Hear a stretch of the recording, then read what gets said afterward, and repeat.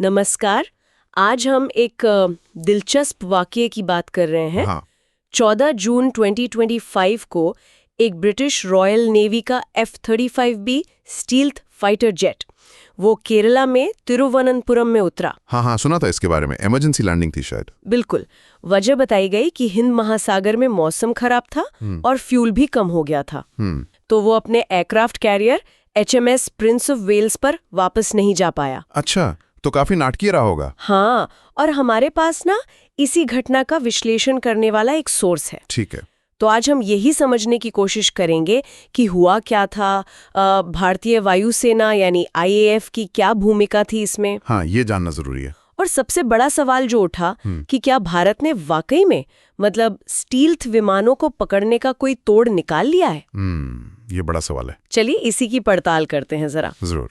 तो हुआ ये कि जब ये F-35B अपने कैरियर पर नहीं जा सका तो IAF हरकत में आई। अच्छा। हाँ, और रिपोर्ट्स के मुताबिक उनके किसी सिस्टम ने इसे डिटेक्ट किया और ट्रैक किया, पहचाना और फिर सुरक्षित लैंडिंग में मदद भी की। ओके, तो ये कौन सा सिस्टम था? IAF का? वही, क्या नाम बताया था सोर्स ने?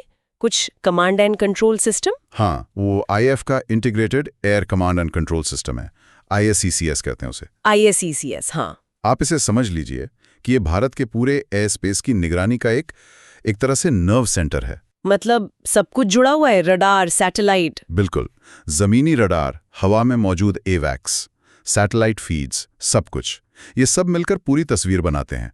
तो हाँ, इसी सिस्टम ने विमान का पता लगाया और उसकी पहचान की। और यहीं से मतलब सारी चर्चा शुरू हो गई। किस बारे में? अरे भाई, F-35B तो एक स्टिल्थ विमान है ना? हाँ, बिल्कुल।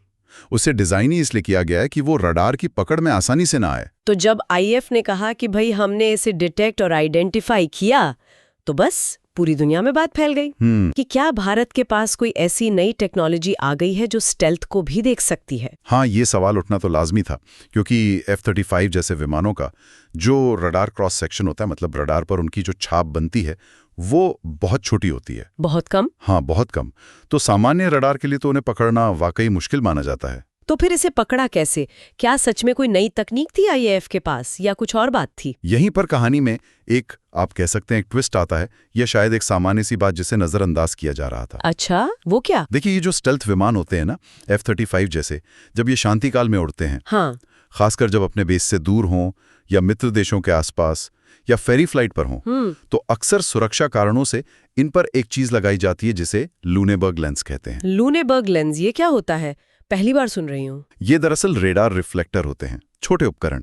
रिफ्लेक्टर मतलब ये जानबूझकर विमान की रडार पर दिखने वाली छाप को कई गुना बढ़ा देते हैं। बढ़ाते हैं, छिपाने की बजाय। ये तो उल्टी बात हो गई। हाँ, सुनने में अजीब लगता है, पर इसका कारण है।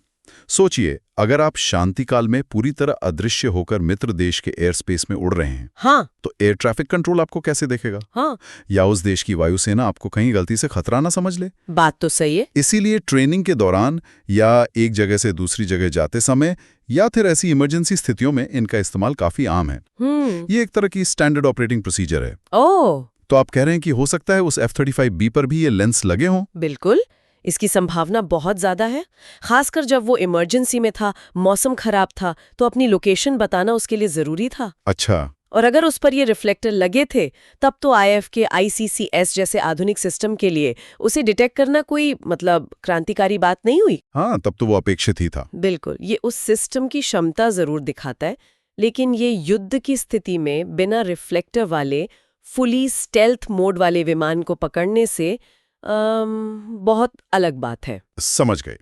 तो ये जो पूरी कहानी बनी कि भारत ने स्टेल्थ को मात दे दी, वो शायद थोड़ी जल्दबाजी थी, कह सकते हैं। मतलब इस एक घटना से ये निष्कर्ष निकालना कि भारत ने कॉम्बैट सिचुएशन में स्टेल्थ को ट्रैक करने का कोड क्रैक कर लिया है, वो शायद सही नहीं होगा। लेकिन फिर भी ये घटना IAF की तैयारी के बारे में तो कुछ कहती है।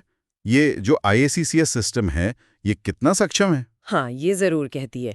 ये घटना IACCS की ऑपरेशनल रेडीनेस और उसकी क्षमताओं को हाईलाइट करती है। कैसे? देखिए, ये सिस्टम सिर्फ डिटेक्शन नहीं करता, ये एक पूरे देश में फैला हुआ बेहद कॉम्प्लेक्स नेटवर्क है। इसमें ज़मीनी राडार हैं, AWACS जैसे हवाई कमांड पोस्ट हैं, सैटेलाइट लिंक्स हैं। और ये सारा डेटा रियल टाइम में फ्यूज होकर है, मतलब इकट्ठा होकर एक पूरी तस्वीर बनाता है। और हाल के सालों में इसे लगातार अपडेट भी किया गया है, स्टेल्थ जैसे खतरों को ध्यान में रखते हुए। अच्छा। तो इस मामले में सिस्टम ने न सिर्फ एक विदेशी विमान को डिटेक्ट और आइडेंटिफाई किया, बल्कि फिर जरूरी एजेंसियों से कोऑर्डिनेट करके उसकी सेफ लैंडिंग भी सुनिश्चित की। ये कमाल की बात है। हाँ, ये तो है। मतलब समन्वय और प्रतिक्रिया वाकई तेज थी। बिल्कुल। तो ये भारत की हवाई रक्षा प्रणाली की मुस्तैदी और प्रभावशीलता दिखाता है, खासकर ऐसी अप्रत्याशित स्थितियों से निपटने में। तो अगर हम पूरी बात को समेटें तो क्या कहेंगे? संक्षेप में यही कि एक ब्रिटिश F-35B की इमरजेंसी लैंडिंग हुई। हाँ। आईएफ ने अपने आधुनिक ICCS सिस्टम से उसे ट्रैक किया और बहुत कुशलता से पूरी स्थिति को संभाला। सही। लेकिन इस विमान के स्टिल्थ होने के बावजूद पकड़े जाने की सबसे संभावित वजह कोई क्रांतिकारी एंटी स्टिल्थ तकनीक नहीं, बल्कि लूनेबर्ग लेंस जैसे मानक उपकरणों का इस्तेमाल और इमरजेंसी की परिस्थितियां थीं। तो ये घटना भारत के एयर डिफेंस इंफ्रास्ट्रक्चर की ताकत और उसकी क्विक रिएक्शन क्षमता का एक अच्छा उदाहरण है। बिल्कुल।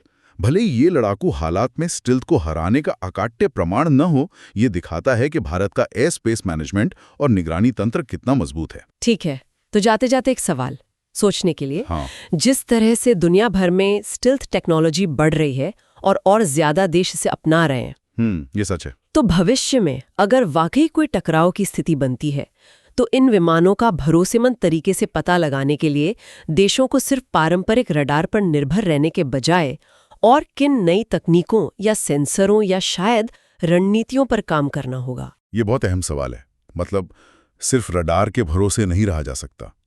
Multi spectral sensors, passive detection systems, networked sensor grids, शायद क्वांटम टेक्नोलॉजी भी, बहुत कुछ है जिस पर दुनिया भर में काम चल रहा है। सही। इस पे शायद फिर कभी और बात करेंगे। जरूर।